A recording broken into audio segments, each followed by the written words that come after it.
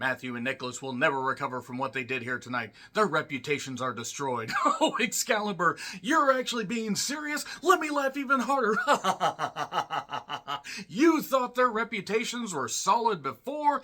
Oh, Excalibur, whatever helps you sleep at night and cash those goddamn checks. Nevertheless, I'm John Renton with my review of AEW Dynamite from the Footprint Center in Phoenix, Arizona, where the Phoenix Suns do play, and the big old league knows the NBA, and they have crowds much bigger than this. Okay, in all seriousness, they actually did have a pretty hot crowd, all things considered. Considering it's Phoenix, they would have to be hot because it's absolutely nuclear heat in the desert most of the time. That being said, the crowd really did provide quite a bit of energy, and there were some positive moments and matches on this show. And then the Bucks basically decided to put their own footprint on the end of the show, in the confetti, and on Sting's sons, and on Sting, and I'm just thinking, what the fuck am I actually doing besides cashing Tony Khan's checks, and Darby bleeding for no goddamn reason. I'm going to get into the stuff about the Bucks a little bit later, but let me just say, I don't even hate them as heels. They have provided nothing positive as far as the in-ring product goes, pretty much in the last few years. I can name like maybe 5 matches of theirs that I've enjoyed. Otherwise, they just do pretty much the same stuff. Nevertheless, positive. Sheik always positive. Rest in peace, Sheiky baby. So, about 5,500 people according to WrestleTix, thereabouts. Yes, the arena holds around 17,000 people. And even if you take the stage and the obstructed seats away, let's just say take 6,000 off of that. That's still 11,000, and what crowd was there? They were pretty goddamn hot. But goddamn it, they got to start running more mid-size arenas. So we have less than a month until Revolution. This is already the hottest crowd that Dynamite has had in a number of weeks. It's been a while. So they're powered by Woo Energy, not wooings. So they do, backstage stuff for Hangman TA. He's backstage coming to the ring, goes up the, steps to the entranceway. He's getting a lot of booze. A lot of goddamn booze. And I'm not talking the booze that he used to drink when he was a sad cowboy drunk. I mean, this crowd really didn't want to see him at all. And Swerve's house, swerves when he drives. He told Nana that he wants to make sure that he doesn't swerve when he drives and don't interfere and I'll stay alive. I don't think that's what he said, but let's just roll with it. It's a contenders match. The winner of this match will end up becoming the number 1 contender to face off against Samosa Joseph, as my best friend once called him and actually coined for a good while. Chris, hope you're doing well if you happen to be watching this. So, this is the first match. I wrote, they're going to end up going the distance. They're going to go for speed. I actually was talking to a friend of mine in Texas who was watching this live, because normally I work Tuesday nights and Wednesday nights, so I end up getting the idea of what the results are, but, obviously not seeing the footage. I don't know how this stuff plays out beyond who wins, who loses. The instant I heard that this was the first match, I said they're going to end up going to a time limit draw. One way or another, they're going to go to a time limit draw, and they did. Now, I do want to say I enjoyed most of this match. There were issues I had, and I will explain. They did some good stuff here. Swerve was way over here. Hangman, at least, is leaning into the fact that as an on-screen character, he's not very likable. I'm not saying the person. He does a lot of good shit as far as charities, but he's still friends with the Bucks. Let's be perfectly honest, the Bucks are pieces of shit. It starts slow. They go out onto the floor and into the crowd for a minute. But, okay, positive. Every time Hangman even tried to lift a finger, not a finger, he was getting booed out of the building. Fall-away slam on the floor. And I don't understand why they feel the need to do this stuff, and it just makes it where the referee has to do a 10 count for about a minute and a half. This is a big match, and it was a big deal, and they took it seriously. I will give them that much credit, at least for the most part, but man, Khan has announced that we will have an overrun. Just do an overrun every single week, because they can never hit their time cues, and then it's fine. If they don't use it, then Warner Bros. Discovery can go right to the next program. So anyway, the moonsault misses, a flatliner outside. We get chops, we get a house call by Swerve. Swerve, ends up he lands kind of hard. I think they were attempting to do a sunset flip powerbomb or something. Good job, Hangman TA. I don't really know what the deal was there. Swerve ends up hitting a stomp, gets a bit. After hitting a buckshot, he hits a stomp. 1, 2, kick out. Okay, they're gonna go the distance. There's a DDT on the barricade. Why? Everything was going good. You don't do this shit. You don't need to, because it looked like shit anyway, even though they cut away. So, they go to the break 23 minutes in. So they were hooking the people, and I'll give them credit there. Even though that spot was stupid, they did a good job there. During the break, Hangman pulled the table out. Why? Yes, Omega and Ospreay did some stuff where they pulled out tables and they did some shit and whatever. That was also in the Tokyo Dome in front of a much bigger crowd, in front of a much bigger worldwide audience watching. But I don't think that they need to do that, because I love the match at Wrestle Dream, partly because I was there in person. I hated what they did at Full Gear, even though they tried to take it seriously. They then decided just to go full stupid death match. That being said, there was a build here, and Swerve is very, very over. Hangman, basically just... He kind of gently tries to roll onto the table to get ready for a spot, and the table collapses, and the legs go out, and the crowd boos, and then Swerve goes to get a table when Nana basically gets, points out where it is. So... gets another table. I don't know why we get a 450. The knees get up. Oh my God. Hangman gets a 2 count. Then we get the 5-minute call, sort of. The house mic didn't really work all that well. And then at a buckshot, the foot on the rope, Deadeye on the apron. Whatever. At this point, they've done a few stupid spots. Why not do that? Nana does his dance and everything to try to get Swerve active and back in the ring. That was funny. I guess it sort of works. I guess Nana's dance can influence everybody. Hangman basically ends up hitting Nana with the chair. That gets more... I think that got more boos than anything he did to Swerve. And then Stomp... Jesus Christ. We do... we do stomps. We get Hangman getting... Hangman got hit with his own Deadeye through the table. Why? Just why? You don't need to do this stuff. Because then it just makes the referee look stupid. And especially considering they were going to have a tornado tag later. Still, they were cooking here. And then we got... some JML driver or whatever the hell it was. I think that's what Excalibur calls it. 1, 2, and the bell rings.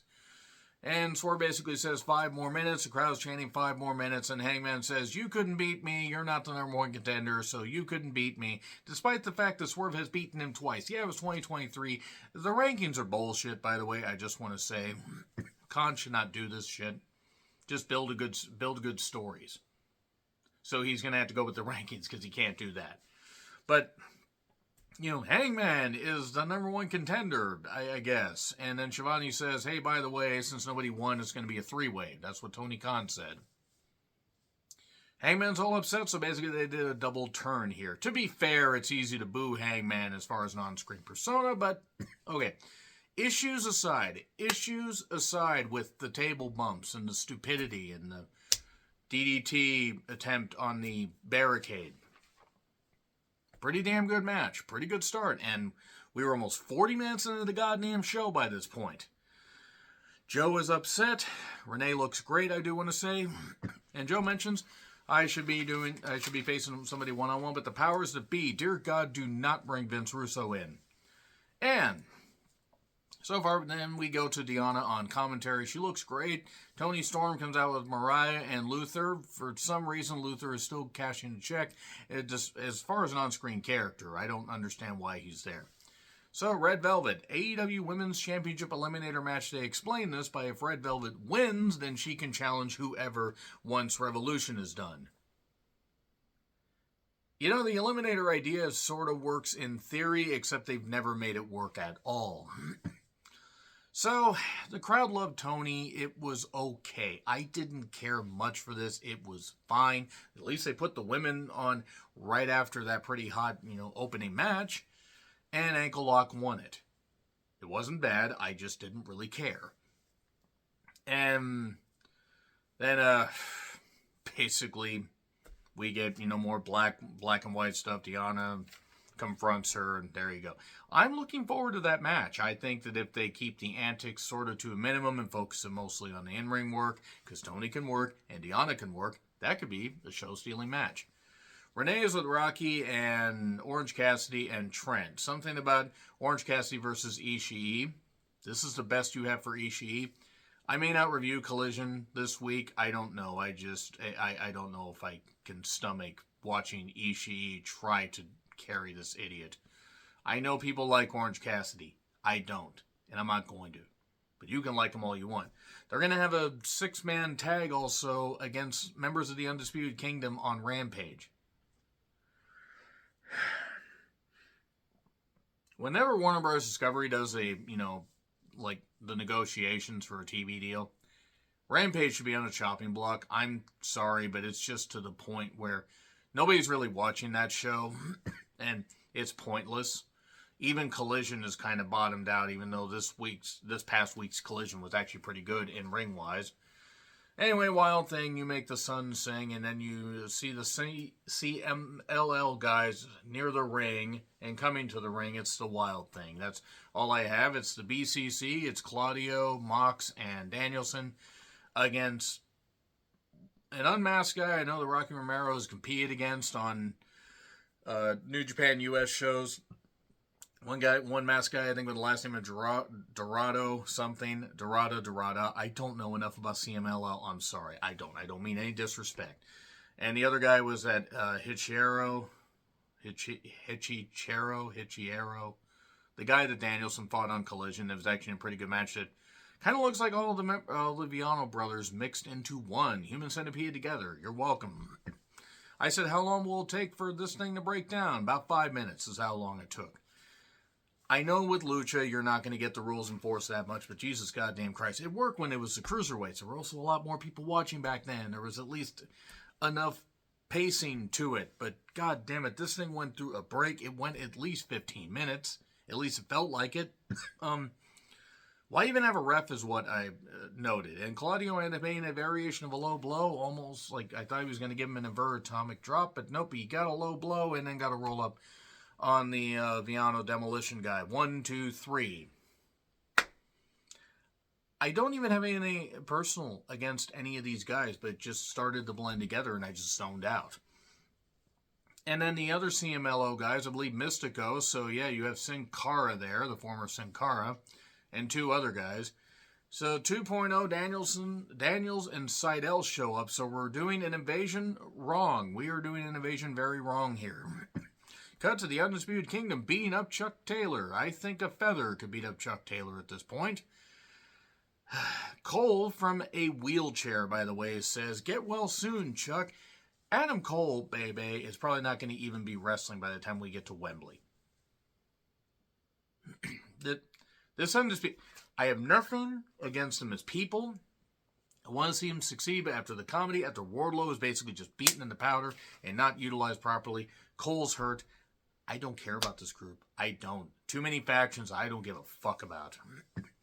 So, Tony Khan has a major announcement. Thanks, guys. His announcement is they're going to go back to the TD Garden in Boston. The tickets are going to go on sale soon, and it's going to be called Big Business Boston. They at least got Mercedes Moné. Maybe they got Okada also. I don't know. If they got, if they got both, great. If they just got Mercedes, great. I hope that they actually can have a pretty hot crowd there because that is a major arena and that is going to be a pretty penny. Not that Khan doesn't have the money, not that his dad doesn't have the money. I just hope that they can have a good crowd there because Boston has a rich history when it comes to professional wrestling. Thanks, guys. And he also said this will be a night that the entire pro wrestling industry will remember. Hopefully for a good reason. Hopefully maybe they have Mercedes wrestle instead of just appear. So there weren't a lot of people singing Judas. Maybe that was because the crowd was tired. Maybe because they turned the mics down. I don't know. So Takeshita, along with powerhouse Willa Hobbs and Don Callis, took on Chris Jericho. They had a match on a DDT Pro show where Jericho won, I believe, and Takeshita cost Jericho. And was it Jericho and Sammy? It was Jericho and Sammy in that horrific Battle of the Belts tag title street fight, whatever it was. It was a mess. Jericho, go back to Toronto sign, but he's from Winnipeg, you idiot. That's the running gag, not calling the person an idiot at all. Jericho's washed. Completely goddamn washed. Takeshita did some good stuff. He's highly athletic. I hate the DDT Pro comedy stuff, I do want to say, but then I'd have to slight a whole lot of people. But Takeshita can work. He can do some good stuff. Hobbs interfered. Sammy ran down and hit him with a chair. Why is Sammy Guevara still here? Why is he still here? He is not any... To think that about 5 years ago I saw him in an independent show and then he was signed with AEW and he's landed on his head constantly. He has further proven that he really has no goddamn idea what he... I just didn't... I don't know. I don't know what the fuck he was doing. There was one point where there was a brain buster on the floor. Sammy then, by the way, manages to climb up the steps, hit a cutter on Hobbs. Hobbs, I bet, can't wait to get the fuck out of there because, Jesus, they don't know what they're doing with him. Anyway, Sammy then hits him in the head with a chair. That's a great idea, that careless dweeb. And then chases him through the crowd or chases him away.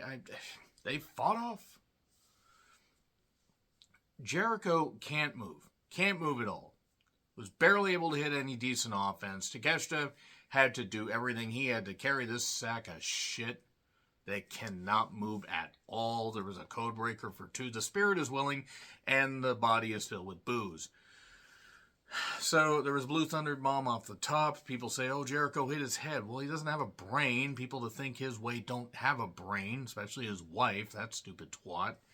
And then the walls are locked on. Callis then jams a screwdriver into Jericho's head while the referee was distracted like it would matter. And then screwdriver to the head. Takeshita gets the walls on.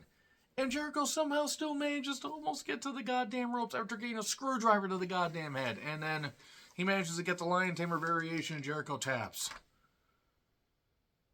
If... Just hit him with a sledgehammer. Why don't you call my name at this point? The show was starting to get to me. Because it started out pretty good, and then they just can't help themselves. Sting and Darby took on Starks and Bill in a tornado tag for the AEW tag titles. 2 referees. Look, tornado tags are supposed to have lax rules. Everybody's in the ring at the same time. But why didn't you just call this a street fight? Because they just fought in the arena, used weaponry. Sting dived on them, dived on everybody from, one of the entrance ways that, like, the BCC comes from. Like, it was kind of cool trying to pull the Jeff Hardy thing, except Sting has done a whole lot better than Jeff Hardy has. And that Sting has been clean for a while. And, after Sting dies, they said, Andy's up. And I'm like, barely. He's probably thinking, I can't wait to get to fucking retire. By the way, Sting's sons and his daughter are in the front row. Somebody mentioned that one of his sons looks like Sting and the other one looks like NWO Sting. I wish I had written down the name of the user on Twitter /X so I could actually credit them, but that was funny shit. And then Darby does a dive right into a black hole slam by Bill, and then a table comes out, because we haven't seen a table brought out since the first goddamn match. Starks then gets a scorpion death drop for 2. Starks then rolls his ankle trying to do something. And coffin drop sort of to the outside. And then the scorpion deathlock was locked onto Starks. Bill was trying to get Darby, to stay on him so he could climb over the ropes, but they couldn't figure that out. And then Darby and Bill go through the table. And then there's no rope breaks, by the way, in a tornado tag. Well, they haven't enforced the rules now, so why even bother? And then a buckle shot. And then Starks delays just a bit and then hits a spear. But just for 2. And then Sting hits the Scorpion Death Drop 1, 2, 3. New tag champs. Brings his sons in to celebrate. And then the Bucks show up in all white with white bats and beat the shit out of him. But busted Darby open. They have the sons in there. They beat the shit out of them. They're trying to make themselves badass heels. They couldn't win a fight to save their goddamn lives. The Bucks, I'm going to say right now, if the Bucks do win at Revolution, I fully expect them to. Don't expect after Double or Nothing that I'm going to review Dynamite weekly, because it's starting to get really, really tough to watch some of the stuff. This was a little bit better than some editions. It is getting very tough to review some AEW programs. That's why I am kind of bopping in and out of reviewing Collision. It started fine. It's not even that I want to see the Bucks get beat up, or all they're such great heels. No, I don't want to see these motherfuckers. Like 30% of the roster, I don't want to see them. They've been on television too long doing the same shit because they can't do anything else, because the Bucks have never been able to wrestle and some of their cohorts can't fucking wrestle. And it's just getting to where a hard reset needs to be done. But Khan won't be a boss and do that. So it's frustrating. But they call it the EVP trigger. Yeah, they're going to trigger a lot of people to leave the fucking company. People that might actually be beneficial to them. And what are they going to be left with? Not much. I really hope they get a new TV deal and a better TV deal. But it ain't going to be because of the Bucks, because the Bucks have done everything possible to basically poison the company, because they can't stand the fact that there are a ton of wrestlers infinitely better than they will ever be on their best day. And they don't have a lot of best days. They haven't in the past, and they don't have many left in the near future. So yeah, agree, disagree, what I said, like, share, subscribe, Twitter handle in the description. I'm John Ritlin. I'll see you soon.